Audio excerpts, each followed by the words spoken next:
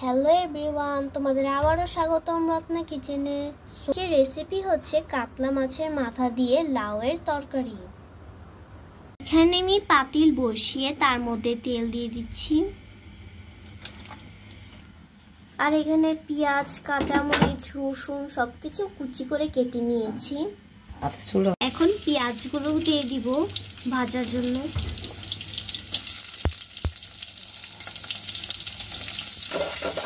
লাউগুলোকে ভালো করে ধুয়ে নিয়েছি। এখানে আমি এটা কাতলা মাছের মাথা নিয়েছি, এটা দিয়ে আজকে লাউ রান্না করব।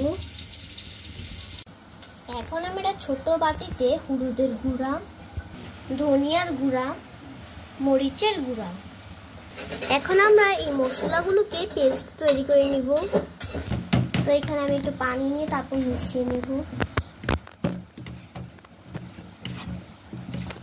আমার পেঁয়াজগুলো প্রায় ভাজা হয়ে গেছে। এখন আমি পেস্টটা দিয়ে দিয়েছি।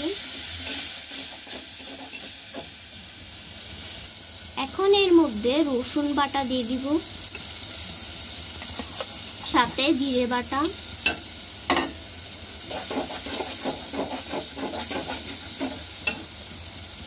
যেটার মধ্যে মশলাগুলো নিয়েছি সেই বাটিতেই পানি দিয়ে দিয়েছি। স্বাদ মতো লবণ,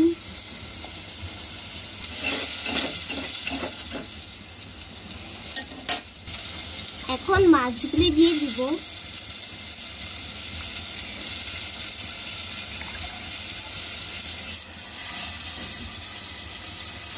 কাঁচা মরিচ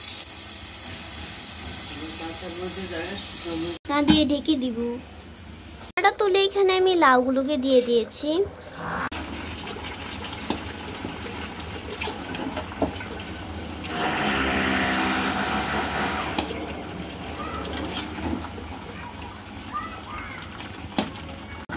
আমার লাউসান তরকারিটা কিন্তু প্রায় হয়ে গেছে।